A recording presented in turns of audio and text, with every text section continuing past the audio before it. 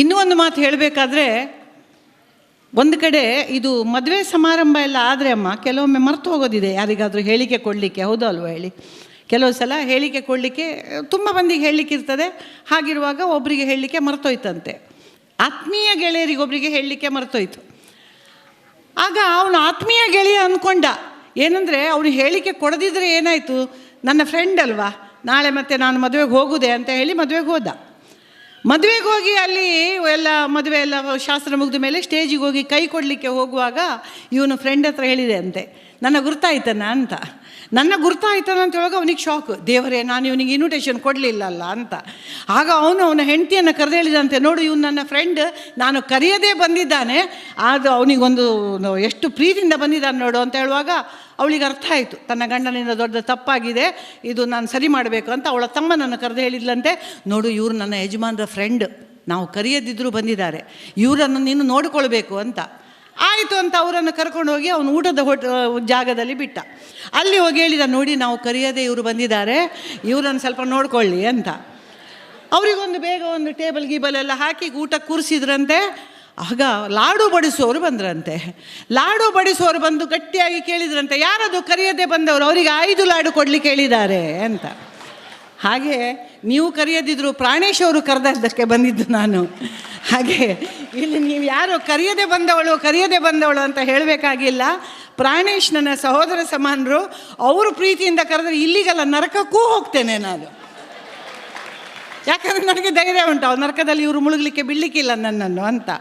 ಹಾಗೆ ಈ ಕರೆಯದೇ ಬಂದವಳ ಮಾತುಗಳನ್ನು ನೀವು ಒಂದಿಷ್ಟು ಆಲಿಸ್ತೀರಿ ಅನ್ನುವ ಧೈರ್ಯದಿಂದ ನಾನು ಮಾತಾಡಲಿಕ್ಕೆ ಇಷ್ಟಪಡ್ತಾ ಇದ್ದೇನೆ. ಎಲ್ರಿಗೂ ನಮಸ್ಕಾರ. ಈಗ ಪ್ರಾಣೇಶ್ ಅವರು ಹೇಳಿದರು, ಈ ನಮ್ಮ ಉಡುಪಿಯ ನಮ್ಮ ಈ ಪರಿಸರದಲ್ಲಿ ಈ ರೀತಿ ಮಳೆ ಅಂತ. ದೇವರೇ, ನಾವು ಒಂದು ತಿಂಗಳಿಂದ ಕಾಯ್ತಾ ಇದ್ದೇವೆ ಮಳೆ ಬರಲಿ, ನಾವು ನೆನೀಲಿ, ನಾವು ಚಂಡಿ ಆಗಲಿ ಅಂತ, ಹೌದಲ್ವ ಹೇಳಿ? 1 ತಿಂಗಳ ನಂತರ ಇವತ್ತು ಮಳೆ ಬರ್ತಾ ಇದೆ. ನಾನು ಸೀರೆ ಹೋದರೆ ಸಾಯಲಿ ಅಂತ ಇವತ್ತು ಪಟ್ಟೆ ಸೀರೆ ಉಟ್ಕೊಂಡು ಬಂದಿದ್ದೇನೆ ಈ ಮಳೆಯಲ್ಲಿ ಕೂಡ. ಯಾಕಂದರೆ ಆ ಮಳೆಗೆ ನಾಚಿಕೆ ಆಗಬೇಕು, ಇವಳು ನೋಡು ಮಳೆಗೆ ಸಡ್ಡು ಹೊಡೆದು ಪಟ್ಟೆ ಸೀರೆ ಉಟ್ಕೊಂಡು ಬಂದಿದ್ದಾಳೆ ಅಂತ. ಹಾಗೆ ಈ ಮಳೆಗಾಗಿ ನಾವು ಕಾಯ್ತಾ ಇರ್ತೇವೆ. ಆದರೆ ಪ್ರಾಣೇಶ್ ಅವರ ಊರು ಡ್ರೈ ಆಗಿರ್ಬೋದು, ಆದರೆ ನಾನು ಹಲವಾರು ಸಲ ಹೋಗಿದ್ದೇನೆ, ಅವರ ಮಗಳ ಮದುವೆಗೆ ಹೋಗಿದ್ದೇನೆ. ಆದರೆ ಅಲ್ಲಿಯ ಜನರ ಮನಸ್ಸು ಹೇಗೆಂದರೆ, ನಮ್ಮ ಕಡೆ ಇರುವ ಒಂದು ತೆಂಗಿನಕಾಯಿಯ ರೂಪದ ಹಾಗೆ. ತೆಂಗಿನಕಾಯಿ ಹೊರಗಿನಿಂದ ಹೊರಟು ಒಳಗಿಂದ ಒಳ್ಳೆಯ ಒಂದು ಮೃದುವಾದ ಒಂದು ವಸ್ತು ಒಳಗೆ, ಅದರೊಳಗೆ ಒಂದು ತಿಳಿ ನೀರು. ಆ ರೀತಿಯ ಮನಸ್ಸಿನ ಜನರು ಈ ಉತ್ತರ ಕರ್ನಾಟಕದವರು. ನಮ್ಮಲ್ಲಿ ಹಾಗಲ್ಲ. ನಮ್ಮಲ್ಲಿ ನಾವು ಪ್ರೀತಿಯಿಂದ ಮಾತಾಡ್ತೇವೆ, ನಾಜೂಕಾಗಿ ಮಾತಾಡ್ತೇವೆ, ಆದರೆ ಹಿಂದಿನಿಂದಲೇ ಒಂದು ಚಂದದ ಬಿಸತ್ತಿ ಇಟ್ಟು ಬಿಡ್ತೇವೆ. ಬಿಸತ್ತಿ ಅಂತ ನಿಮ್ಗೆ ಯಾಕೆ ಹೇಳಿದಂದರೆ ಅವ್ರಿಗೆ ಗೊತ್ತಾಗೋದು ಬೇಡ, ಅವ್ರು ಕಲಿಯೋದು ಬೇಡ ಅಂತ. ಸ್ನೇಹಿತರೆ, ಹೀಗಿರುವಾಗ ನನಗೆ ಮದುವೆ ಆಗಿ 45 ವರ್ಷ ಆಯಿತು. ನನ್ನ ಒಂದು 30 ವರ್ಷ ಆದಮೇಲೆ ನಾನು ನನ್ನ ಯಜಮಾನ್ರ ಹತ್ರ ಹೇಳಿದೆ, ರೀ ನಾವೊಂದು ಹನಿಮೂನಿಗೆ ಹೋಗುವನ, ಎಲ್ಲರೂ ಹೋಗ್ತಾ ಇದ್ದಾರೆ, ನಮ್ಮ ಮಕ್ಕಳು ಅವರು ಇವರೆಲ್ಲ ಹೋಗಿದ್ದಾರೆ, ನಾವು ಯಾವಾಗ ಹನಿಮೂನಿಗೆ ಹೋಗೋದು ಹೇಳಿದಾಗ ಅವ್ರು ಹೇಳಿದ್ದು, ಎಂತ ಹುಚ್ಚಿಡ್ದಿದೆ ನಿನಗೆ ಹೇಳಿದರು. ಅಲ್ಲ, ಹನಿಮೂನಿಗೆ ಹೋಗೋರಿಗೆಲ್ಲ ಹುಚ್ಚಿಡ್ದಿದೆ ಅಂತ ಹೋಗೋದು ಅವರು, ಎಂಥದ್ದು ನೀವು ಹೇಳಿದೆ ನಾನು. ಇಲ್ಲ ನೋಡುವ ಅಲ್ಲ ಹೇಳಿಲ್ಲ ಅವರು. ಆಯಿತು ಹೇಳಿದರು. ಗಂಡಸರು ಆಯಿತು ಹೇಳಿದರೆ ಮಾಡ್ತಾರೆ ಅಂತ ಲೆಕ್ಕ, ಹೌದಲ್ವ ಸರ್? ನೋಡುವ ಅಂದರೆ ಮಾಡುವುದಿಲ್ಲ ಅಂತ ಲೆಕ್ಕ. ನೋಡುವ ಅಂದರೆ ಅದು ನೋಡಿ ಮುಗಿಯುವುದೇ ಇಲ್ಲ, ಅಷ್ಟು ಚಂದವ ನಾವು ನೋಡುವಷ್ಟು. ಹಾಗೆ ಆಯಿತು ಅಂತ ಹೇಳಿದ್ರಂತ ನಾನು ಏನು ಬೇಜಾರು ಇಲ್ಲದೆ ಇಂಟರ್ನೆಟ್ನಲ್ಲಿ ನಮ್ಮದು ಫ್ಲೈಟ್ ಟಿಕೆಟ್ ಬುಕ್ ಮಾಡಿದೆ, ಹೋಟೆಲ್, ಈಗೆಲ್ಲ ಸುಲಭ ನೋಡಿ. ನಾನೊಂದು ಹೊಸ ಇಂಟರ್ನೆಟ್ ಕಲ್ತಿದ್ದೇನೆ ಈಗ ಆನ್ ಮಾಡಲಿಕ್ಕೆ. ಅದನ್ನೆಲ್ಲ ಬುಕ್ ಮಾಡಿದೆ. ನಾನು ನನ್ನ ಬ್ಯಾಗನ್ನು ಕೂಡ ರೆಡಿ ಮಾಡಿದೆ. ನನ್ನ ಹಳೆಯ ಚೂಡಿದಾರೆಲ್ಲ ಬಿಡಿಸಿ ಅದರಲ್ಲಿ ಹಾಕಿದೆ, ಯಾಕಂದರೆ ಈಗ ಆಗೋದಿಲ್ಲ ನನಗದು. ಅವರದ್ದು ಎಲ್ಲ ಬರ್ಮುಡ ಎಲ್ಲ ಹುಡುಕಿ, ಟೊಪ್ಪಿ ಎಲ್ಲ ಹುಡುಕಿದೆ, ಯಾಕಂದರೆ ಹಲಿಮುನಿಗೆ ಹೋಗೋದು, ಪ್ಯಾಂಟ್ ಹಾಕ್ಕೊಂಡು ಹೋಗೋದಾ, ಬರ್ಮುಡ ಹಾಕಲಿ ಅಂತ ಬರ್ಮುಡ ಎಲ್ಲ ಹಾಕಿ ಬ್ಯಾಗ್ ಎಲ್ಲ ರೆಡಿ ಮಾಡಿ ಫ್ಲೈಟಲ್ಲಿ ಕೂತ್ಕೊಂಡು ನಾವು ಹೋಗಿ ಅಲ್ಲಿ ಇಳಿದು ಹೋಟೆಲ್ ಒಳಗೆ ಹೋದ ಕೂಡಲೇ ಮ್ಯಾನೇಜರ್ ಬಂದು ಹೇಳಿದರು ನಮ್ಮ ಯಜಮಾನ್ರ ಹತ್ರ, ನೀವಿಬ್ಬರು ಗಂಡ ಹೆಂಡತಿ ಅಂತ ಏನಾದರೂ ಪ್ರೂಫ್ ಬೇಕು ಅಂತ ಹೇಳಿದರು. ನನ್ನ ಗಂಡ ಅವನನ್ನು ಸ್ವಲ್ಪ ಸೈಡಿಗೆ ತಗೊಂಡೋಗಿ ಹೇಳಿದ, ಅಲ್ಲ ಮರೆ ನಿನಗೆ ತಲೆ ಕೆಟ್ಟಿದೆಯಾ, ಇವಳೊಟ್ಟಿಗೆ ಬರದೆ ಇವಳು ಹೆಂಡತಿಯಲ್ಲಿದ್ದರೆ ಬರ್ತಿದ್ದ ನಾನು ಅಂತ ಹೇಳಿದರು. ಅದಕ್ಕೆ ಅವ್ರು ಹೇಳಿದ್ರು, ಹಾಗಲ್ಲ ಸರ್, ನಮ್ಮ ಕ್ರಮ ಉಂಟು, ನೀವು ಗಂಡ ಹೆಂಡತಿ ಅಂತ ಪ್ರೂಫ್ ಬೇಕು, ಬಹುಶಃ ದ್ವಾರಕದಲ್ಲಿ ಕೂಡ ಕೇಳ್ಬೋದು ನಿಮ್ಮದು ಇಲ್ಲಿದ್ದು ಅಂತ ಹೇಳಿದರು. ಆಗ ನಾನಲ್ಲಿ ಸೈಡಲ್ಲಿ ಚೂಡಿದಾರ ಲೂಸ್ ಮಾಡಿದ್ದು ಹಾಕ್ಕೊಂಡು ನಿಂತ್ಕೊಂಡಿದ್ದವಳು ಸುಮ್ಮನೆ ನಿಲ್ಬೋದಿತ್ತು. ನಾನು ಹೇಳಿದೆ, ನಿಮ್ಮ ಪರ್ಸಲ್ಲಿ ನಮ್ಮ ಮದುವೆದೊಂದು ಫೋಟೋ ಇತ್ತಲ್ಲ, ತೋರಿಸಿ ಅಲ್ಲ ಅವನಿಗೆ ಅಂದೆ. ಇವ್ರು ಹೇಳಿದೆ, ಸ್ವಲ್ಪ ಸುಮ್ಮನಿರ, ಆ ಫೋಟೋದಲ್ಲಿ ನಿನ್ನ ಗುರುತ ನನಗೆ ಆಗೋದಿಲ್ಲ ಅಂತ ಫೋಟೋ ಯಾವಾಗಲೂ ಬಿಸಾಡಿದ್ದೇನೆ ಅಂತ ಹೇಳಿದ್ರು. ನನಗೆ ಎಷ್ಟು ಅವಮಾನ ಆಯ್ತಂದರೆ ಅವರು ಕಾಲಿದ್ದು ಹಳೆ ಚಪ್ಪಲಲ್ಲಿ ಹೊಡೆದಷ್ಟು ಬೇಜಾರಾಯಿತು. ನಾನು ಹೇಳಿದೆ, ಎಂಥದ್ದು ಮಾರರೆ, ನಾನು ಮದುವೆ ಆಗುವಾಗ 48 kg ಇದ್ದವಳು, ಇವತ್ತು 84 ಆಗಿದ್ದೇನೆ, ಉಲ್ಟಾಗಿದ್ದೇನೆ ಅಂತ ಹೇಳಿ ನೀವು ನನ್ನ ಫೋಟೋ ಬಿಸಾಡೋದಾ? ನಾನು ಸೋಮೇಶ್ವರದವಳು, ಆಗುಂಬೆ ಹತ್ತಿರ. ನಾನು ಹೇಳಿದೆ, ನಾಳೆ ಇನ್ನೊಂದು 10 kg ನಾನು ಜಾಸ್ತಿ ಆದರೆ ನನ್ನನ್ನು ಘಾಟಿಯಿಂದ ದೂಡ್ತೀರಾ ನೀವು? ಎಂತಂತ ಎಣಿಸಿದ್ದೀರಿ? ಹೇಳುವಾಗ ಇವ್ರು ಹೇಳಿದ್ರು, ಬಾಯಿ ಮುಚ್ಚು, ನಾವು ಬಂದದ್ದು ಹನಿಮೂನಿಗೆ ಜಗಳ ಆಡಲಿಕ್ಕೆಲ್ಲ, ಎಲ್ಲಿ ಹೋದರೂ ಜಗಳ, ಎಲ್ಲಿ ಹೋದರೂ ಜಗಳ, ಬಾಯಿ ಮುಚ್ಚಿಯೇ ಇಲ್ವೋ ಹೇಳಿದರು. ನಾನು ಹೇಳಿದೆ, ಬಾಯಿ ಮುಚ್ಚಲಿಕ್ಕೆ ನಾನು ನಿಮ್ಮ ಹೆಂಡತಿ ಮರ್ಯಾರೆ, ಇಲ್ಲಿ ಬಂದು ಬಾಯಿ ಮುಚ್ಚಿ ಅಂದರೆ ಎಂತಂತ ಎಣಿಸಿದ್ದೀರಿ? ಹೇಳುವಾಗ ಇವ್ರು ಹೇಳಿದರು, ಅದೆಲ್ಲ ನಿಮ್ಮ ಮಾತೆಲ್ಲ ನಿನ್ನ ಅಪ್ಪನ ಮನೆಯಲ್ಲಿ ಹೇಳಿದರು. ಹೆಂಗಸರಿಗೆ ಏನು ಹೇಳಿದ್ರು ಬೇಜಾರಾಗೋದಿಲ್ಲ, ಅಪ್ಪ ಹೇಳಿದ್ರೆ ಬೇಜಾರಾಗ್ತದೆ ಅಲ್ವಾ? ನಾನು ಹೇಳಿದೆ, ಎಂಥದ್ದು ನೀವು ಅಪ್ಪನನ್ನು ಕರೆಯೋದು? ಆ ಜಬ್ಬ ಪಾಪ ಅಲ್ಲಿ ಬಚ್ಚಿರೆ ತಿನ್ಕೊಂಡು ಸುಮ್ಮನೆ ಕೂತಿದ್ದಾನೆ, ನಿಮಗೆ ಸುಮ್ಮನೆ ಇರ್ಲಿಕ್ಕೆ ಆಗೋದಿಲ್ಲ, ನನ್ನ ಅಪ್ಪನನ್ನು ಹೇಗೆ ಕರೆದೀನಿ? ನಿಮ್ಮ ಅಮ್ಮನನ್ನು ಕರೀರಿ ಹೇಳಿದೆ. ನನ್ನ ಅಮ್ಮನ ಸುದ್ದಿಗೆ ಬಂದು ನಿನ್ನ ಬಾಯಿ ಹಲ್ಲು ಪೂರ ತೆಗಿತೇನೆ ಹೇಳಿದರು. ನಾನು ಹೇಳಿದೆ, ನೀವು ನನ್ನ ಬಾಯಿ ಹಲ್ಲು ತೆಗೆಯುವಾಗ ನಾನೇನು ಕೈ ಆಡಿಸ್ಕೊಂಡು ಕೂತ್ಕೊಳ್ತೇನಾ? ನಿಮ್ಮ ದವಡೆ ಸಮೇತ ತೆಗಿತೇನೆ, ಕೈಯಲ್ಲಿ ಲೆಕ್ಕ ಮಾಡಲಿಕ್ಕೆ ಕೊಡ್ತೇನೆ, ಲೆಕ್ಕ ಮಾಡಲಿಕ್ಕೆ ಹೇಳಿದೆ. ನೀನು ಬಾಯಿ ಮುಚ್ತೀಯೋ ಇಲ್ಲ ಬುಡಿತೇನೆ ಹೇಳಿದ್ರು, ಗುಡಿತೇನೆ. ಹೇಳುವಾಗ ಈ ಹೋಟೆಲಿದು ಓನರು, ಸಪ್ಲೈಯರು, ಅಡಿಗೆಯವರು, ಮ್ಯಾನೇಜರು ಎಲ್ಲ ಬಂದು ಕೈ ಮುಗಿದು ಹೇಳಿದರು, ನೀವಿಬ್ರು ಗಂಡ ಹೆಂಡತಿ ಅಂತ ಗೊತ್ತಾಯಿತು ಒಳಗೋಗಿ. ಸ್ನೇಹಿತರೆ, ಯಾವುದೇ ಸಮಯದಲ್ಲಿ, ಯಾವುದೇ ಕಾರಣವಿಲ್ಲದೆ, ಯಾವುದೇ ವಿಷಯವಿಲ್ಲದೆ, ಯಾವುದೇ ಒಂದು ಅಗತ್ಯವೂ ಇಲ್ಲದೆ ಜಗಳ ಆಡುವುದಿದ್ರೆ ಅದು ಕೇವಲ ಗಂಡ ಹೆಂಡತಿ ಮಾತ್ರ. ಇಂಡಿಯಾ ಪಾಕಿಸ್ತಾನದವರು ಅಲ್ಲ, ಯಾವ ಮೂಲೆಯವರು ಅಲ್ಲ, ಕೇವಲ ಗಂಡ ಹೆಂಡತಿ ಮಾತ್ರ. ಈ ಒಂದು ಪ್ರೂಫ್ ಇಟ್ಕೊಂಡು ನಾವು ಒಂದು ಹನಿಮೂನ್ ಆಚರಿಸಿ, ಜಗಳ ಅರ್ಥ ಆದರೂ ಕೂಡ ಆಚರಿಸಿ ಬಂದಿದ್ದೇವೆ. ಮತ್ತು ನಮ್ಮ ಈ ವಯಸ್ಸಿನಲ್ಲಿ ನಾವೇನು ಬೀಚಿಗೆ ಹೋಗಿ ಸ್ವಿಮ್ ಮಾಡಲಿಕ್ಕೆ ಆಗ್ತದಾ? ಹೋಗಿ ಅಲ್ಲಿ ಲೈನಲ್ಲಿ ದೇವಸ್ಥಾನಕ್ಕೆ ನಿಂತೆವು. ದೇವಸ್ಥಾನದ ಲೈನ್ ನೋಡಿದರೆ ನಿಮ್ಮ ಫೋಡಿಯಂ ಅಷ್ಟೇ ಉಂಟು ಸರ್, ಆಚೆ ಬೇಲಿ ಈಚೆ ಬೇಲಿ. ನಾನು ಸ್ವಲ್ಪ ವಾರೇ ನಡಿಬೇಕು ಅಂಥ ಜಾಗದಲ್ಲಿ ಹೋಗ್ತಾ ಇದ್ದೇವೆ ನಾವು. ಹೋಗ್ತಾ ಇರುವಾಗ ನನ್ನ ಗಂಡ ನನ್ನ ಎದುರಿಗೆ, ಅವರ ಹಿಂದೆ ನಾನು ಹೋಗ್ತಾ ಇರುವಾಗ ಅವರ ಎದುರು ಒಂದು 18-20 ವರ್ಷದ ಇಂಥ ಒಂದು ಚಂದದ ಹುಡುಗಿ ನಿಂತ್ಕೊಂಡಿದ್ಲು. ನೋಡಿದೆ ನನ್ನ ಗಂಡನಿಗೂ ಅವಳಿಗೂ ಇಷ್ಟೇ ಡಿಸ್ಟೆನ್ಸು, ನನಗೂ ಇವರಿಗೂ 1-2 ಮೀಟರ್ ಡಿಸ್ಟೆನ್ಸ್. ನನಗೆ ತಲೆ ಬಿಸಿ ಆಯಿತು.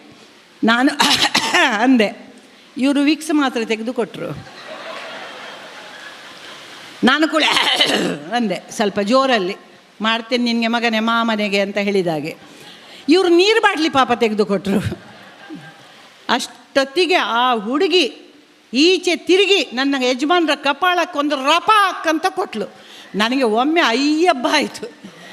ಯಾಕಂದರೆ ನಾನು ಏನು ಮಾಡಬೇಕಂತ ಎಣಿಸಿದ್ನೋ ಅದನ್ನು ಆ ಹುಡುಗಿ ಮಾಡಿದ್ಲು ನೋಡಿ.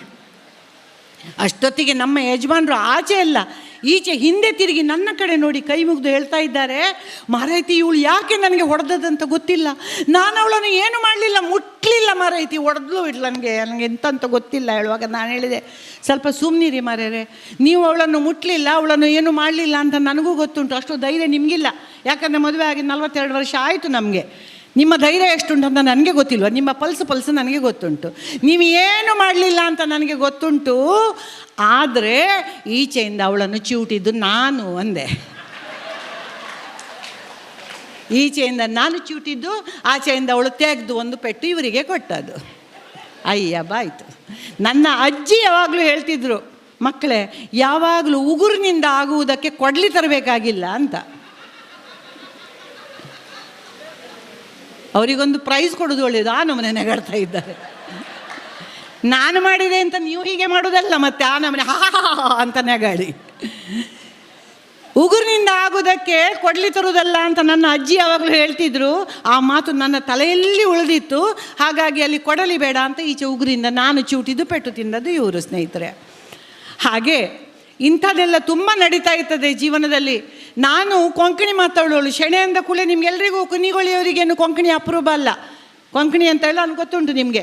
ನಾನು ಕೆಲವೊಮ್ಮೆ ಮನೆಗೆ ಫೋನ್ ಮಾಡಿದಾಗ ತಮಾಷೆಗೆ ಕನ್ನಡದಲ್ಲಿ ಫೋನ್ ಮಾಡೋದುಂಟು.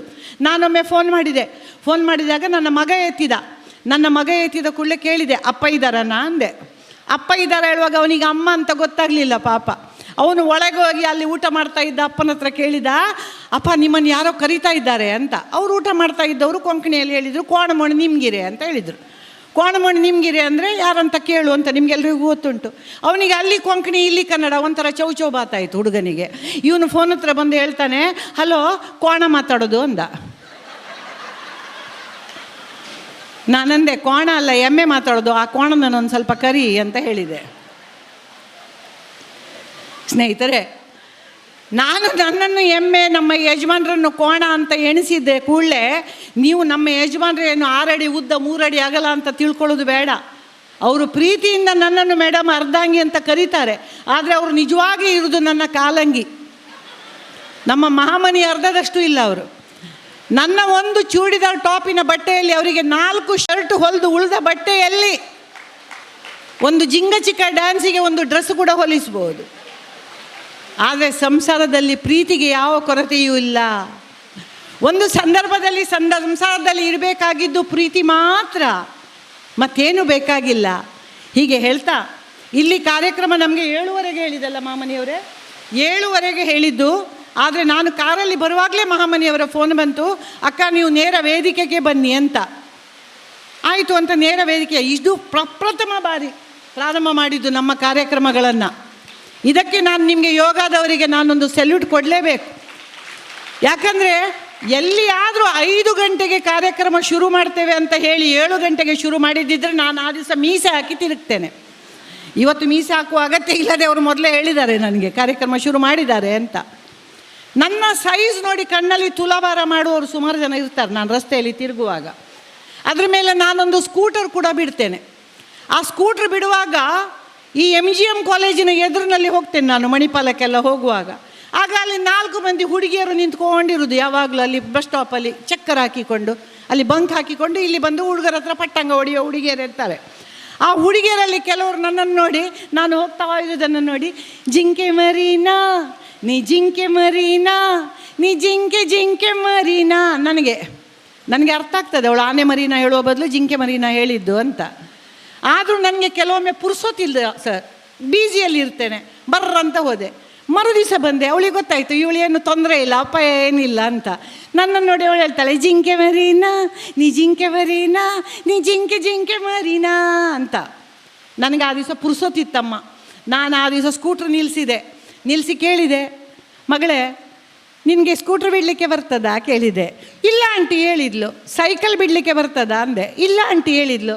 ಮತ್ತೆಂಥದ್ದು, ಹೆಚ್ಚು ಕಡಿಮೆ 60 ವರ್ಷದ ಪ್ರಾಯದ ಹೆಂಗಸು ನಾನು, 100 kg ತೂಕದವಳು, ಸ್ಕೂಟ್ರ್ ತಗೊಂಡು ಹೋಗ್ತಾ ಇದ್ದರೆ ಅದನ್ನು ನೋಡಿ ಜಿಂಕೆ ಮರೀನಾ ಅಂತ ಹೇಳುವ ಬದಲು ಈ ಹೆಂಗಸು ಸ್ಕೂಟ್ರ್ ಬಿಡೋದಾದರೆ ನಾವು ಯಾವಾಗ ಕಲಿಯೋದು ಅಂತ ನೋಡಬೇಕಲ್ಲ. ಅದನ್ನು ಬಿಟ್ಟು ಇನ್ನೊಬ್ಬರನ್ನು ಗೇಲಿ ಮಾಡೋದು ನಿಮ್ಮ ಅಭ್ಯಾಸವ ಮಕ್ಕಳೇ. ಇನ್ನೊಬ್ಬರಲ್ಲಿರುವ ಗುಣಗಳನ್ನು ನಾವು ಕಲಿತು ನಾವು ದೊಡ್ಡ ಒಂದು ಭಾಗ್ಯಶಾಲಿ ಆಗಬೇಕು ವಿನಃ ಇನ್ನೊಬ್ಬರಲ್ಲಿರುವ ಕೀಳರಿಮೆಯನ್ನು ನಾವು ಇಟ್ಕೊಂಡು ನಾವು ದೊಡ್ಡವರಾಗೋದಲ್ಲ. ಆದರೂ ನಾನೊಂದು ಮಾತು ನಿನಗೆ ಹೇಳ್ತೇನೆ, ನಿನ್ನಿಂದಲೇ ಚಿಕುನ್ಗುನ್ಯ ಶುರುವಾಗಿದೆ. ಯಾಕಂದರೆ ಒಳ್ಳೆ ಸೊಳ್ಳೆ ಮರಿಯಾಗಿ ಇದ್ಲು ಇಷ್ಟೇ ಸಪುರ. ಆದರೆ ಅವಳ ಅಮ್ಮ ಪಕ್ಕದಲ್ಲಿದ್ಲು, ಅವಳು ಬಿಡಬೇಕಲ್ಲ, ಇವಳ ಬಾಯಿ ಮುಚ್ಚಿದ್ರು. ಅಲ್ಲಿ ಸಂಧ್ಯಾಶೇಣಿಯವರೇ, ನಿಮ್ಮ ಒಂದು ನೈಟಿಯಿಂದ ನಮ್ಮ ಮರ್ಸಿಡೀಸ್ ಕಾರಿಗೊಂದು ಕವರ್ ಹೊಲಿಬೋದು ಮಾರಾಯರೇ ಹೇಳಿದರು. ನಾನು ಹೇಳಿದೆ, ಅಯ್ಯ ಮಾರಾಯರೇ, ನೀವು ಅದೊಂದು ಮರ್ಸಿಡೀಸ್ ತಗೊಳ್ಳುವಾಗ ಕವರ್ ತಗೊಳ್ಳುವ ದುಡ್ಡು ಇರಲಿಲ್ವ, ಲೋನ್ ಕೊಡಲಿಲ್ವ ನಿಮಗೆ? ಆದರೆ ಕೊಡ್ತೇನೆ ಬೇಕಾದರೆ ನೈಟಿ. ಆದರೆ ನಿಮ್ಮ ಮಗಳು ಹಾಕುವ ಬಟ್ಟೆ ಇದೆಯಲ್ಲ, ಅದಕ್ಕಿಂತ ದೊಡ್ಡ ಬಟ್ಟೆ ನನ್ನ ಅಡುಗೆ ಮನೆಯಲ್ಲಿ ಕೈವರಿಸಲಿಕ್ಕೆ ಇಟ್ಟಿದ್ದೇನೆ ಅಂತ ಹೇಳಿದೆ. ಈ ಮಾತನ್ನು ನಾನು ಯಾಕೆ ಹೇಳ್ತಾ ಇದ್ದೇನೆಂದರೆ, ನಾವು ಯಾರ ಸುದ್ದಿಗೂ ಹೋಗಬೇಕಾಗಿಲ್ಲ. ನಾವು ಹೆಂಗಸರಾಗಲಿ ಗಂಡಸರಾಗಲಿ ಯಾರ ಸುದ್ದಿಗೂ ಹೋಗಬೇಕಾಗಿಲ್ಲ. ಆದರೆ ಯಾರಾದರೂ ಬಂದು ನಮ್ಮ ಮೂಗಿಗೆ ಮುಟ್ಟುವಾಗ ನಾವು ಸುಮ್ಮನೆ ಕೂತ್ಕೊಳ್ಬೇಕಾಗಿಲ್ಲ. ಒಬ್ಬ ಸನ್ಯಾಸಿ ಊರೂರು ತಿರುಗ್ತಾ ಇದ್ದಂತೆ. ಊರೂರು ತಿರುಗುವಾಗ ಒಂದು ಹಾವಿಗೆ ಹೇಳಿದ್ನಂತೆ, ಹಾವೇ ನೀನು ಇದ್ದ ಬಿದ್ದವರಿಗೆಲ್ಲ ಕಚ್ತಿಯಲ್ಲ, ನಾಚಿಗೆ ಆಗೋದಿಲ್ವ ನಿನಗೆ? ಹಾಗೆಲ್ಲ ಮಾಡಬಾರ್ದು, ಅದು ಪಾಪ ಅಂತ ಹೇಳಿ ಅವನು ಹೋದ ಅಂತೆ. ನಮ್ಮ ಹಾಗೆ ನಮಗೆ ಇವತ್ತು ಈ ಊರು, ನಾಳೆ ಆ ಊರು, ಪ್ರಾಣೇಶ್ವರಿಗೆ ನಾಳೆಯಲ್ಲಿ ಬೆಂಗಳೂರ, ಹಾಗೆ ನಮಗೆ ದಿನಕ್ಕೊಂದು ಊರು. ಅವನು ಸನ್ಯಾಸಿ ಯಾತ್ರೆಗೆ ಹೋದ. ಯಾತ್ರೆಗೆ ಹೋಗಿ ವಾಪಸ್ ಬರುವಾಗ ನೋಡಿದರೆ ಎಂತ ನೋಡೋದು, ನನ್ನ ಹಾಗೆ ಗಟ್ಟಿ ಮುಟ್ಟಿ ಇದ್ದ ಇದು ಹಾವು ವಾಪಸ್ ಬರುವಾಗ ಬಸ್ ಸ್ಟ್ಯಾಂಡಲ್ಲಿ ಇಟ್ಟಕ್ಕೆ ಅಲ್ಯೂಮಿನಿಯಂ ಕೊಡಪಣದಾಗೆ ನೆಪ್ಪೆ ಆಗಿದೆ ಅಂತೆ. ಆಗ ಅವನು ಕೇಳಿದ್ದಂತೆ, ಅಲ್ಲ ಮಗನೇ, ಈ ನಮ್ಮನೆ ರೂಪ ನಿಂದು ಏನಾಗಿದೆ ಇದು ಹೇಳುವಾಗ, ಅಲ್ಲ ನೀನಲ್ವ ನನಗೆ ಕಚ್ಚಬಾರ್ದು ಅಂತ ಹೇಳಿದ್ದು. ನಾನು ಕಚ್ಚದಿದ್ರೆ ಈ ಜನ ಸುಮ್ಮನೆ ಬಿಡ್ತಾರ ನನ್ನನ್ನು? ಆಚೆ ಹೋಗುವಾಗ ಒಂದು ಕಲ್ಲಾಕ್ತಾರೆ, ಈಚೆ ಒಂದು ಬರುವಾಗ ಕಲ್ಲಾಕ್ತಾರೆ ಅಂತ ಹೇಳುವಾಗ ಆ ಸನ್ಯಾಸಿ ಹೇಳಿದ್ದಂತೆ, ಮಗನೇ ನಿನಗೆ ಯಾರನ್ನು ಕಚ್ಚಬೇಡ ಅಂತ ಹೇಳಿದ್ದೆ, ಬುಸ್ ಅನ್ಬಾರ್ದಂತ ಹೇಳಿದ್ನ ಅಂತ. ಹಾಗೆ ನಾವು ಹೆಂಗಸರಾಗಲಿ ಯಾರೇ ಆಗಲಿ ನಮ್ಮಲ್ಲಿ ಒಂದು ಅಂತಸತ್ವ ಇದೆ ಅಂತ ಆಗಾಗ ತೋರಿಸಿಕೊಂಡ್ರೆ ಮಾತ್ರ ನಮಗೆ ಈ ಪ್ರಪಂಚದಲ್ಲಿ ಬದುಕಲಿಕ್ಕೆ ಸಾಧ್ಯ. ಹೌದಂತಾದರೆ ನಿಮಗೆ ಚಪ್ಪಾಳೆ ನಿರೀಕ್ಷೆಯಲ್ಲಿದ್ದೇನೆ. ಎಷ್ಟೊತ್ತು ಮಾತಾಡಬೇಕು ಹೇಳಿದರು. ಎಷ್ಟು ಹೊತ್ತು ಮಾತಾಡಿ, ನಾವು ಸುಮ್ಮನೆ ಕೂತ್ಕೊಳ್ತೇವೆ ಅಂದರು. ಆದರೆ ನನಗೊಂದು ಅಭ್ಯಾಸ ಉಂಟು, ಗಂಟೆ ಲೆಕ್ಕದಲ್ಲಿ ದುಡ್ಡು ತಗೊಳ್ಳೋಳು ನಾನು. ಹಾಗಾಗಿ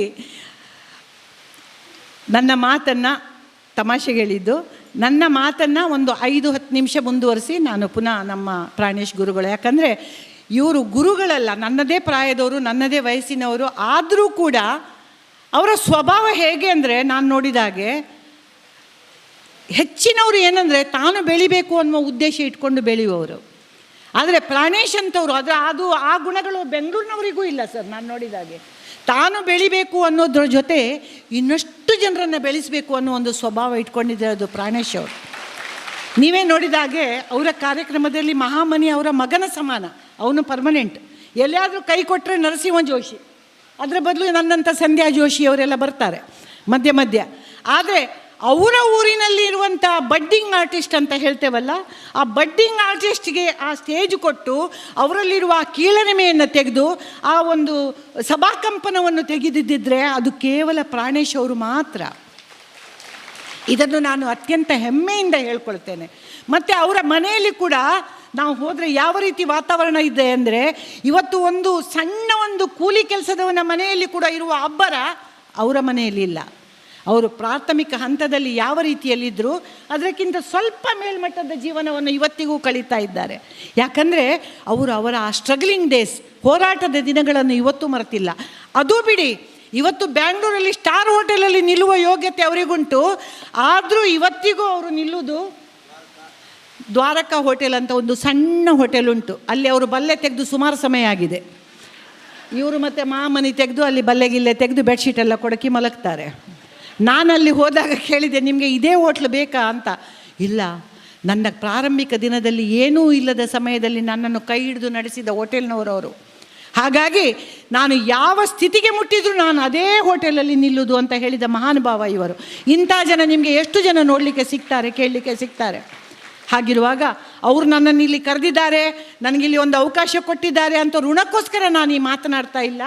ಈ ಸ್ವಭಾವ ಪ್ರತಿಯೊಬ್ಬ ಮನುಷ್ಯನಲ್ಲೂ ಮೇಲೇರಿದಷ್ಟು ತಾನು ಸಣ್ಣವನಾಗ್ತಾ ಹೋಗಲಿ ಅನ್ನುವ ಒಂದು ಉದ್ದೇಶದಿಂದ ಹೇಳ್ತಾ ಇದ್ದೇನೆ. ನಾವು ಸ್ಟೇಜಲ್ಲಿ ಕೂತಿದ್ದೇವೆ, ನೀವು ಕೆಳಗೆ ಕೂತಿದ್ದೀವಿ, ಇದರರ್ಥ ನೀವು ಸಣ್ಣವರು, ನಾವು ದೊಡ್ಡವರಲ್ಲ. ನಾವು ನಿಮಗೆ, ನೀವು ನನಗೆ ಸರಿಯಾಗಿ ಕಾಣಲಿ ಅನ್ನುವ ಉದ್ದೇಶದಿಂದ ನಾವಿಲ್ಲಿ ಕೂತಿದ್ದೇವೆ. ಹಾಗಾಗಿ ನಾವು ನಿಮ್ಮೊಂದಿಗೆ, ನೀವು ನಮ್ಮೊಂದಿಗೆ ಇರೋಣ ಸ್ನೇಹಿತರೆ. ನಾನು ಆವಾಗಲೇ ಹೇಳಿದ ಹಾಗೆ ನಾನು ಕಾರ್ಯಕ್ರಮಗಳಿಗೆ ಇಲ್ಲಿ ಕ್ಲಪ್ತ ಸಮಯದಲ್ಲಿ ಕೊಟ್ಟದ್ದು ಇಲ್ಲಿ ಅಂತ ಹೇಳಿದ ಹಾಗೆ ನನಗೆ ಒಂದು ಕಡೆ ಹೇಳಿದರು, ಮೇಡಮ್ ನೀವು ಬನ್ನಿ, ನಿಮಗೆ ಕರೆಕ್ಟ್ 11 ಗಂಟೆಗೆ ಮೈಕ್ ಕೊಡ್ತೇವೆ ಅಂತ. ನಾನು ಅವರನ್ನು ದೇವರಾಗಿ ನಂಬಿದ್ದು ಸರ್, 11 ಗಂಟೆಗೆ ಕೊಡ್ತಾರೆ ಅಂತ. ನಾನೊಂದು ಅನ್ನ ಮಾಡಿದೆ, ಪಲ್ಯ ಬಂದು ಮಾಡ್ತೇನೆ, ಏನು ನಾನು ದಾಳಿತೊಯ್ಯ ಮಾಡಲಿಕ್ಕೆ ಎಷ್ಟೊತ್ತುಂಟು, ಕೊಂಕಣ್ತಿಯಲ್ಲ, ದಾಳಿತೊಯ್ಯ ಒಂದು ಉಪ್ಕರಿ ಮಾಡಲಿಕ್ಕೆ 10 ನಿಮಿಷ ಸಾಕು ಅಂತ ಹೇಳಿ ಕುಚಿಗೆ ಅನ್ನ ಒಂದು ಬೇಯಿಸಿಟ್ಟು ಹೋದೆ. ಕಾರ್ಯಕ್ರಮಕ್ಕೆ ಹೋದರೆ ಕಾರ್ಯಕ್ರಮ ಶುರು ಮಾಡಿದ್ದೆ 11 ಗಂಟೆಗೆ. ಆಮೇಲೆ ವರದಿ, ಆಮೇಲೆ ಇನ್ನೊಂದು ಯಾರಾದರೂ ಡ್ಯಾನ್ಸ್ ಮಕ್ಕಳದ್ದು, ನವಿಲು ಕುಣಿಯುತ್ತಿದೆ ನೋಡ ಅಂತ 20 ನಿಮಿಷ ಅದಾಯಿತು. ಇದು ಮತ್ತೆ ಇನ್ನೊಬ್ಬರ ಭಾಷಣ, ಅದೆಲ್ಲ ಆಗಿ ನನಗೆ ಭಾಷಣಕ್ಕೆ ಮೈಕು ಕೊಡುವಾಗ ಮಧ್ಯಾಹ್ನ 1 ಗಂಟೆ. ಮಧ್ಯಾಹ್ನ 1 ಗಂಟೆಗೆ ಭಾಷಣಕ್ಕೆ ಮೈಕ್ ಕೊಟ್ಟ ಮೇಲೆ ನಾನು ನಿಲ್ಲಿಸ್ತೇನೆ. ನಮ್ಮನ್ನು ಮಾತೆ ಅಂತೆ ಕರೆಯುವುದೇ ಮಾತು ಜಾಸ್ತಿ ಅಂತ, ಇವರನ್ನೆಲ್ಲ ಪಿತ ಅಂತ ಕರೆಯುವುದು ಯಾಕೆ ಅಂದರೆ ಸ್ವಲ್ಪ ಪಿತ್ತ ಜಾಸ್ತಿ ಅಂತ. ಹಾಗೆ ನನಗೆ ಮಾತಿಗೆ ಮೈಕ್ ಕೊಟ್ಟ ಮೇಲೆ ನಾನು 1 ಗಂಟೆ ಮಾತಾಡಿದೆ. ಮನೆಗೆ ಬರುವಾಗ ನಮ್ಮ ಯಜಮಾನರು ಮನೆಗೆ ಬಂದಾಗಿದೆ, ಮುಖ ದಪ್ಪ ಆಗಿದೆ ಅವರದ್ದು, ನಂದು ಮಾಡುವಷ್ಟು ಧೈರ್ಯ ಇಲ್ಲ ಅವರಿಗೆ. ದಪ್ಪ ಮುಖ ಮಾಡಿ ಕೂತಿದ್ದಾರೆ. ದಪ್ಪ ಮುಖ ಮಾಡಿ ಬಂದ ಕೂಡಲೇ ಕೇಳಿದರು, ಎಂಥದ ಇವತ್ತು ಊಟಕ್ಕೆ, ಜವಣ ಕಸಲ್ಗೋ ಅಂದರು. ನಾನು ಹೇಳಿದೆ, ಅನ್ನ ಮಾಡಿದ್ದೇನೆ ಮಾರರೆ ಅಂದೆ. ಅನ್ನದೊಟ್ಟಿಗೆ ಎಂಥದ್ದು ಹೇಳಿದರು. ಅನ್ನದೊಟ್ಟಿಗೆ ನಾನು ನೀವು ಅಂದೆ. ಅನ್ನ ಮಾತ್ರ ಉಂಟಲ್ಲಿ. ನಾನು ನೀವು ಅನ್ನಕ್ಕೆ ತಿರುಚಿ ಹಿಚ್ಕಲಿಕ್ಕೆ ಎಂಥದ್ದು ಹೇಳಿದರು. ಹಿಚ್ಕಲಿಕ್ಕೆ ನಮ್ಮ ಪ್ರೀತಿ ಮರ್ಯಾದೆ ಹೇಳಿದೆ. ಪ್ರೀತಿ ಬೆಂಕಿ ಬಿತ್ತು. ಈಗ ಅನ್ನಕ್ಕೆ ಎಂಥದ್ದು ಪಿಂಡಕ್ಕೆ ಹೇಳಿದರು. ಇದು ಜನ ಕಂಡಪಟ್ಟೆ ರಾಂಗ್ ಆಗಿದೆ ಅಂತ ನನಗೆ ಗೊತ್ತಾಯಿತು. ಇಲ್ಲಾಂದ್ರೆ ಅಷ್ಟು ಧೈರ್ಯ ಇಲ್ಲ ಅವರಿಗೆ. ಮಾಮನಿದು ಅರ್ಧದ ಸೈಜಿನವರಿಗೆ ಈ 80 kg ಅವಳತ್ರ ಅಷ್ಟು ಧೈರ್ಯ ಅಂದರೆ. ಆಗ ನಾನು ಪ್ರೀತಿಯಿಂದ ಅವರಿಗೆ ಹೇಳಿದೆ, ಚಲುವ ಒಂದು ಹೇಳ್ತೀನಿ, ಇಲ್ಲ ಅಂದೇ ಮಾಡ್ತೀಯಾ. ಆ ದಿವಸ ಅವರು ಮೀಸೆಗೆ ಬಣ್ಣ ಕೂಡ ಹಾಕಿರಲಿಲ್ಲ, ಆದರೂ ಅವರನ್ನು ಚಲುವ ಅಂತ ಕರೆದಿದ್ದೇನೆ. ಉಪಾಯ ಇಲ್ಲ ನನಗೆ. ಚಲುವ ಒಂದು ಹೇಳ್ತೀನಿ, ಇಲ್ಲ ಅಂದೆ ಮಾಡ್ತೀಯ, ನನ್ನ ಪ್ರೀತಿ ಮಾಡೋದಾದರೆ ಹೇಳೋ ಕೆಲಸ ಮಾಡ್ತೀಯ. ನಿಜವಾಗಿ ಪ್ರೀತಿ ಇದ್ರೆ ನೀವು ಸಾರನ್ನು ಮಾಡುತ್ತೀರಿ, ಪಲ್ಯನೂ ಮಾಡುತ್ತೀರಿ, ಜೊತೆಗೊಂದು ಹಪ್ಪಳ ಕೂಡ ಸುಡ್ತೀರಿ. ಇವ್ರಿಗೆ ಗೊತ್ತಾಯ್ತು ಇದು ಫಿಟ್ಟಿಂಗ್ ಅಂತ. ಚಲುವ ಹೇಳಿ ಮಂಗ ಮಾಡ್ತಾ ಇದ್ದಾಳೆ ಅಂತ. ಅವರು ನನ್ನೊಟ್ಟಿಗೆ 42 ವರ್ಷ ತೆಗೆದವರು, ನಾನು ಮಾತ್ರ ಅಲ್ಲ, ಸಹಿಸಿಕೊಂಡವರು ನನ್ನನ್ನು. ಆಗ ಅವರು ಹೇಳಿದರು, ಚಲುವೆ ಒಂದು ಹೇಳ್ತೀನಿ, ನಿನ್ನ ಅನ್ನ ನೀನಿಟ್ಕೋ. ಬೆಳಗ್ಗೆ ಕಾರ್ಯಕ್ರಮಕ್ಕೆ ಹೋಗಿ ಇದ್ದ ಮೇಕಪ್ ಎಲ್ಲ ಹೋಗಿ ಬೆವರಿ ತೊಪ್ಪೆ ಆದ ನನ್ನನ್ನು ಚಲುವೆ ಅಂತ ಹೇಳಿದರು. ಆಗಲೇ ನನಗೆ ಗೊತ್ತಾಯ್ತು ಏನೋ ಉಂಟು ಅಂತ. ಚಲುವೆ ಒಂದು ಹೇಳ್ತೀನಿ, ನಿನ್ನ ಅನ್ನ ನೀನು ಇಟ್ಕೋ, ನಾನು ಹೋಗ್ತೀನಿ ಹೋಟೆಲ್ಗೆ, ಏನು ಬೇಕಾದರೂ ಮಾಡಿಕೋ. ಉಡುಪಿಯಲ್ಲಿ ಹೋಟ್ಲಿಗೇನು ಬರಗಾಲ ಉಂಟ ಮಾರ್ಯಾರೆ. ನನಗೆ ಕೂಡಲೇ ಜ್ಞಾನೋದಯ ಆಯಿತು. ನಾನು ಹೇಳಿದೆ, ನಿಜವಾಗಿ ಪ್ರೀತಿ ಇದ್ರೆ ನೀವು 5 ನಿಮಿಷ ಕಾಯಬೇಕು, 5 ನಿಮಿಷ ಕಾಯಬೇಕು, 5 ನಿಮಿಷ ಕಾಯಲೇಬೇಕು. ಏನೇ ಇದು ವಿಚಿತ್ರ, 5 ನಿಮಿಷದಲ್ಲಿ ಅರಿಗೇನಾ? ಇಲ್ಲ ಕಣೋ ನನ್ನ ರಾಜ, ನಾನು ಹೊರಟೆ ಹೋಟೆಲ್ಗೆ. ಇದಕ್ಕೆ ಅನ್ನೋದು ಸಂಸಾರದಲ್ಲಿ ನಾನು ನಾನು ಅಂದರೆ ನಡೆಯೋದಿಲ್ಲ, ಅಲ್ಲಿ ನಡೆಯೋದು ನಾವು ಅನ್ನೋ ಒಂದು ಸಂಗೀತದ ಸರಿಗಮ. ಅದನ್ನು ನಾವು ಬಾರಿಸಲಿಕ್ಕೆ ಕಲಿತ್ರೆ ಎಲ್ಲಿ ಕೂಡ ಜಯಿಸಲಿಕ್ಕೆ ಸಾಧ್ಯ ಇದೆ ಸ್ನೇಹಿತರೆ. ಒಂದು ಹಂತದ ನಂತರ ನಮ್ಮಲ್ಲಿ ಇರಬೇಕಾದದ್ದು ಒಂದು ಅಂಡರ್ಸ್ಟ್ಯಾಂಡಿಂಗ್ ಮಾತ್ರ. ಮಾತಾಡ್ಲಿಕ್ಕೆ ಹೋದರೆ ತುಂಬ ಇದೆ, ಆದರೆ ಇನ್ನೂ ಇಬ್ಬರ ಮಾತುಗಳನ್ನು ನೀವು ಕಾತರದಿಂದ ಕಾಯ್ತಾ ಇದ್ದೀರಿ. ಇವರ ಮಾತು ಅಂತ ಕೇಳಲಿಕ್ಕೆ ಬಂದು ಈ ಹೆಂಗಸಿದು ಮಾತು ನಾವು ಕೇಳಬೇಕಾದ ಗ್ರಾಚಾರ ಆಯ್ತಲ್ಲಪ್ಪ ಅಂತ ನೀವು ಎಣಿಸಿಕೊಳ್ಳುವ ಮೊದಲೇ 1-2 ವೃತ್ತಾಂತಗಳನ್ನು ಹೇಳಿ ನನ್ನ ಮಾತನ್ನು ನಾನು ಮುಗಿಸಲಿಕ್ಕೆ ಇಷ್ಟಪಡ್ತಾ ಇದ್ದೇನೆ. ನಾನು ಸಾಹಿತ್ಯ ಸಮ್ಮೇಳನದ ಸರ್ವಾಧ್ಯಕ್ಷೆ ಆಗಿದೆ ಹೆಬ್ರಿ ತಾಲೂಕಿದ್ದು. ಯಾಕಂದರೆ ನಾನು ಹುಟ್ಟಿ ಬೆಳೆದದ್ದು ಸೋಮೇಶ್ವರ, ಆಗುಂಬೆ ಹತ್ತಿರ ನಾನು ಹುಟ್ಟಿ ಬೆಳೆದದ್ದು. ಹಾಗಾಗಿ ಆಗುಂಬೆ ಹತ್ರ ಅಲ್ಲಿ ಹೆಬ್ರಿ ತಾಲೂಕು ಸಮ್ಮೇಳನದಲ್ಲಿ, ಸಾಹಿತ್ಯ ಸಮ್ಮೇಳನದಲ್ಲಿ ಸರ್ವಾಧ್ಯಕ್ಷೆ ಆಗಿದ್ದೆ. ಗಂಗಾವತಿ ಪ್ರಾಣೇಶ್ ಅವರು ಕೂಡ ಗಂಗಾವತಿ ಸಾಹಿತ್ಯ ಸಮ್ಮೇಳನದಲ್ಲಿ ಅದ್ಭುತವಾಗಿ ಅದನ್ನು ನಡೆಸಿಕೊಟ್ಟಿದ್ದಾರೆ ಅಧ್ಯಕ್ಷರಾಗಿ. ಹಾಗೆ ನಾನು ಅಧ್ಯಕ್ಷೆ ಆಗಿದ್ದಾಗ ನಮ್ಮ ಮೆರವಣಿಗೆ ಎಲ್ಲ ಆಯಿತು, ಕಂಡಾಪಟ್ಟೆ ಎಲ್ಲ ದೊಡ್ಡ ಮೆರವಣಿಗೆ ಮಾರೇರೆ. ನನಗೆ ಒಂದು ನಮನೆ ಆ ದಿವಸ ಸತ್ರು ಅಡ್ಡಿ ಇಲ್ಲ ಅಂತ ಕಂಡಿತು. ಆ ನಮನೆ ಮೆರವಣಿಗೆ ಎಲ್ಲ ಆಗಿ ಸ್ಟೇಜಿಗೆ ತಂದು ಎಲ್ಲ ಆಗಿ ಕಾರ್ಯಕ್ರಮ ಎಲ್ಲ ಮುಗಿದು ಕೊನೆಯಲ್ಲಿ ನಾನು ಹೋಗುವಾಗ ಆ ಕಾರ್ಯಕರ್ತರು ಬಂದು ಕೇಳಿದರು, ಮೇಡಮ್ ನಿಮ್ಮ 4 ಫೋಟೋಗಳ ಬ್ಯಾನರನ್ನು ಹಾಕಿದ್ದೇವೆ ನಾವು, ದೊಡ್ಡ ನನ್ನ ಸೈಜ್ ಇದೆ ಫೋಟೋ, ನಿಮಗೆ ಬೇಕಾ ಕೇಳಿದರು. ನೋಡಿದೆ, ದೊಡ್ಡ ಸೈಜ್. ನೀವು ಪ್ರಾಣೇಶಿದು ಹಾಕಿದ್ದೀರಾ? ಇಲ್ಲ ಅಲ್ಲ. ಭಾರಿ ಆಶ್ಚರ್ಯ. ಆ ದಿವಸ ನನ್ನ 4 ಫೋಟೋ ಹಾಕಿದರು. ಆಗ ನಾನು ಹೇಳಿದೆ, ಬೇಡ ಆ ಫೋಟೋ ತಗೊಂಡು ಎಲ್ಲಿ ಇಡೋದು ಮಾರ್ರೆ, ಮನೆಯಲ್ಲಿ 4 ಫೋಟೋ ಆ ನಮ್ಮನೆ ಇಡಲಿಕ್ಕೆ, ನನಗೆ ಸಹ ಇನ್ನೂ ಸುಮಾರು ಸಮಯ ಬದುಕಲಿಕ್ಕೆ ಉಂಟು, ಆ ಮಕ್ಕಳಿಗೆಲ್ಲ ಮಾಳೆ ಹಾಕ್ಲಿಕ್ಕೆಲ್ಲ, ಬೇಡ ಅಂತ ಹೇಳಿದೆ. ಆಗ ಅಷ್ಟೊತ್ತಿಗೆ ಇಬ್ಬರು ಬದಿಯಿಂದ ಬಂದು ನನ್ನ ಹತ್ರ ಕೇಳಿದರು, ಮೇಡಮ್ ನಿಮಗೆ ಆ ಫೋಟೋ ಬೇಡವಾ, ಹಾಗಾದರೆ ಬ್ಯಾನರ್ ಬೇಡವಾ ಕೇಳಿದರು. ಬೇಡ ಹೇಳಿದೆ. ಅದಕ್ಕೆ ಅವ್ರು ಹೇಳಿದ್ರು, ಹಾಗಾದರೆ ನಾವು ತಗೊಂಡೋಗೋದಾ ಕೇಳಿದರು. ನನಗೆ ಭಾರಿ ಆಶ್ಚರ್ಯ ಆಯಿತು. ನಾನು ಹೇಳಿದೆ, ಯಾವ ನಮ್ಮನೆ ಪ್ರೀತಿ ಮಾರ್ರೆ ನಿಮಗೆ, ನನ್ನ ಈ ನಮ್ಮನೆ ದೊಡ್ಡ ಫೋಟೋವನ್ನು ನಿಮ್ಮ ಮನೆಯಲ್ಲಿ ಹಾಕುವಷ್ಟು ನಿಮಗೆ ಅಷ್ಟು ಪ್ರೀತಿಯ, ಅಷ್ಟು ಅಭಿಮಾನವ? ನಾನೇನು ರಾಜ್ಕುಮಾರನ ಅಂತ ನಾನು ಉದ್ವೇಗದಿಂದ ಕಣ್ಣಲ್ಲಿ ನೀರು ಬರುವ ಹಾಗೆ ಆಗಿ ಮಾತಾಡ್ತಾ ಇರುವಾಗ ಒಬ್ಬ ಹೇಳಿದ, ಹಾಗಲ್ಲ ಮೇಡಮ್, ನಾವು ಕುಕ್ಕುಂದೂರಿನವರು, ನಾವು ಹಪ್ಪಳ ಸಂಡಿಗೆ ಮಾಡ್ತೇವೆ.